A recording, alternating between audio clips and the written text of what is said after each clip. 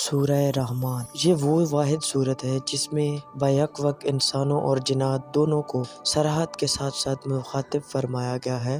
دونوں کو اللہ تعالیٰ کی وہ بے شمار نعمتیں یاد دلائی گئی ہیں جو اس کائنات میں پھیلی پڑی ہیں، اور بار بار یہ فکرہ دہرایا گیا ہے کہ اب بتاؤ کہ تم دونوں اپنے پروردگار کی کون کون سی نعمتوں کو جھٹلاؤ گے۔ اپنے اسلوب اور فصاحت و بلاغت کے اعتبار سے یہ بھی ایک منفرد صورت ہے جس کی تاثیر کو کسی اور زبان میں ترجمہ کر کے منتقل نہیں کیا جا سکتا۔ اس بارے میں روایات مختلف ہیں کہ یہ صورت مکی ہے یا مدنی۔ عام طور سے قرآن کریم کے نسخوں میں اس کو مدنی قرار دیا ہے، لیکن علامہ قرطبی نے کئی روایتوں کی بنا پر یہ رجحان ظاہر کیا ہے کہ یہ مکی صورت ہے۔ واللہ اعلم۔ پرانے وقت میں مشرکین جو مشرک تھے، مکہ کے رہنے والے مشرکین اللہ تعالیٰ کے نام رحمان کو نہیں مانتے تھے۔ وہ کہتے تھے کہ ہم نہیں مانتے رحمان کیا ہوتا ہے، جیسے کہ سورہ فرقان میں گزرا ہے۔ ایسا معلوم ہوتا ہے کہ رحمان کے نام پر ان لوگوں کو چڑ تھی، وہ اس لیے کہ اگر ہر طرح کی رحمت اللہ تعالیٰ ہی کے ساتھ خاص مان لی جائے تو پھر ان من گھڑت خداؤں کے حصے میں کچھ نہیں آتا جن سے یہ لوگ اپنی مرادیں مانگا کرتے تھے،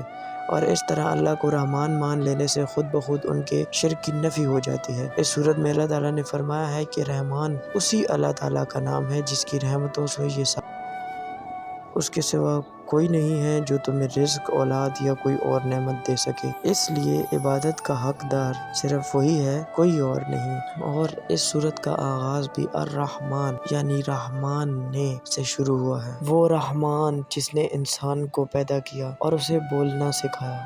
اس صورت میں کائنات کی تخلیق کے بارے میں اللہ تعالیٰ فرماتے ہیں کہ سورج اور چاند مقررہ حساب سے ہیں اور ستارے اور درخت دونوں سجدہ کرتے ہیں۔ یہ سجدہ حقیقی بھی ہو سکتا ہے کیونکہ قرآن کریم نے کئی جگہ یہ فرمایا ہے کہ تمام مخلوقات میں کچھ نہ کچھ احساس موجود ہے۔ یہ ریفرنس سورہ بنی اسرائیل آیت نمبر 44 میں بھی لکھا ہے، اور یہ مطلب بھی ہو سکتا ہے کہ یہ سب اللہ تعالیٰ کے تابع فرمان ہے، مطلب کہ اللہ تعالیٰ کے حکم کے پابند ہیں۔ اور وہی اللہ ہے جس نے آسمان کو بلند کیا اور اس میں ترازو رکھا تاکہ تم تولنے میں تجاوز نہ کرو، مطلب تم تولنے میں کمی نہ کرو۔ تمام مفسرین یعنی فکر کرنے والے علماء کرام نے ترازو سے مراد عدل لیا ہے، اور میزان قائم کرنے کا مطلب یہ بیان کیا ہے کہ اللہ نے کائنات کے اس پورے نظام کو عدل پر قائم کیا ہے۔ یہ بے حد و حساب تارے، سیارے جو فضا میں گھوم رہے ہیں، یہ عظیم الشان قوتیں جو اس عالم میں کام کر رہی ہیں، اور یہ لاتعداد مخلوقات اور چیزیں جو اس جہاں میں پائی جاتی ہیں، ان سب کے درمیان اگر کمال درجہ کا عدل و توازن نہ قائم کیا گیا ہوتا تو یہ ہستی ایک لمحہ کے لیے بھی نہ چل سکتی تھی۔ خود اس زمین پر کروڑوں برس سے ہوا اور پانی اور خشکی میں جو مخلوقات موجود ہیں انہی کو دیکھ لیجئے۔ ان کی زندگی اس لیے تو برقرار ہے کہ ان کے اسباب حیات یعنی ان کے زندہ رہنے کے تمام سورسز پورے ہیں، اور سب کو ایکولائز کیا گیا ہے، یعنی ان میں توازن پایا جاتا ہے،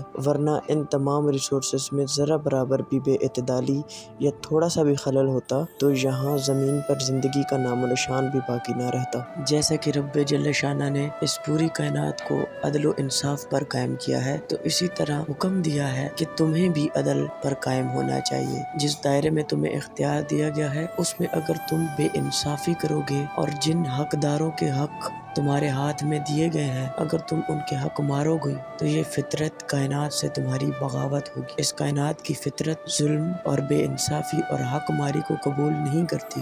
یہاں ایک بڑا ظلم تو درکنار تنازع میں ڈنڈی مار کر اگر کوئی شخص خریدار کے حصہ میں ایک تولہ بھر کی چیز بھی مارتا ہے تو میزان عالم میں خلل برپا کر دیتا ہے۔ یہ قرآن کی تعلیم کا دوسرا اہم حصہ ہے۔ پہلی تعلیم ہے توحید یعنی اللہ کو ایک ماننا، اور دوسری تعلیم ہے عدل و انصاف۔ اس طرح چند مختلف فکروں میں لوگوں کو بتا دیا گیا ہے کہ انسان کی رہنمائی کے لیے اللہ تعالیٰ نے جو قرآن بھیجا ہے وہ کیا تعلیم لے کر آیا ہے۔ اللہ تعالیٰ نے اس صورت میں انسانوں کے لیے اپنی کئی نعمتوں کا ذکر فرمایا ہے، اور ساتھ میں یہ ہدایت بھی دی ہے، اور فرمایا بار بار یہ فرمایا کہ فَبِأَيِّ آلَاءِ رَبِّكُمَا تُكَذِّبَانِ کہ تم اپنے رب کی کون کون سی نعمت کو جھٹلاؤ گے۔ اللہ تعالیٰ نے اپنی نعمتوں کا ذکر اس صورت میں بڑے ہی پیارے طریقے سے ذکر فرمایا فرمایا ہے۔ مزید آپ کو اس صورت کے بارے میں قرآن کریم سے مکمل تفصیل مل جائے گی۔ بے شک اللہ تعالیٰ کی نعمتیں بے شمار ہیں اور ان گنت ہے جن کو ہم کبھی بھی تصور